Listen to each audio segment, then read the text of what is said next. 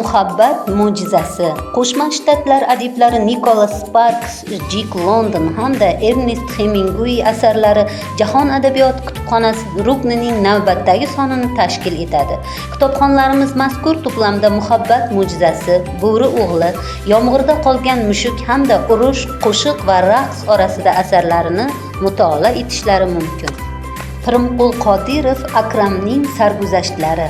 Sarguzasht yo'nalishidagi ushbu kitobni o'qir ekansiz, beixtiyor bolalik davringizga sayohat qilasiz. Shuningdek, ushbu kitobdan adibning yana bir necha qissa va hikoyalari o'rin olgan. Luiza Hay, hammasi yaxshi bo'ladi.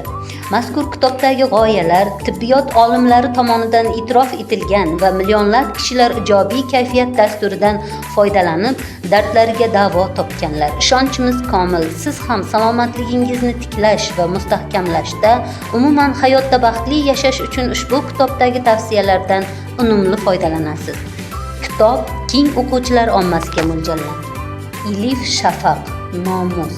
Nomus odamlar qalbiga oid tushuncha. Turkiyalik mashhur yozuvchi Ilif Shafaq asarida insonning, ayniqsa erkak zotining bu tushunchaga munosabati qay darajada ekanligini ko'rsatib beradi. Iskandar umrining eng gullagan davrini qamoqxonada o'tkazar ekan, biron kun onasi xayolidan ketmaydi. Ammo kunlarning birida bir haqiqat oshkor bo'ladi. Pembi tirik, ya'ni katta farzandini hamisha ardoqlagan volidasi o'lmagan. Radislav Gandapas, to'laqonli hayot. Muvaffaqiyat bu moddiy farovonlik va unga erishish yo'lida nimanidir qurbon qilish lozimligiga ko'pchilik ishonadi. Ko'pchiligimiz o'z hayotimizni emas, balki biznesimiz yoki karyeramizni rivojlantirishga ko'proq vaqt ajratamiz. Natijada biz ko'pincha muvaffaqiyatli, lekin aslida juda charchagan va o'zini baxtli his qilmaydigan odamlarni ko'ramiz. Shuning uchun biznes o'rniga emas, balki muvaffaqiyatli biznes bilan birga to'laqonli hayot kechirishni o'rganish eng yaxshi yechimdir. Asqat Muxtor, Kechiring meni odamlar.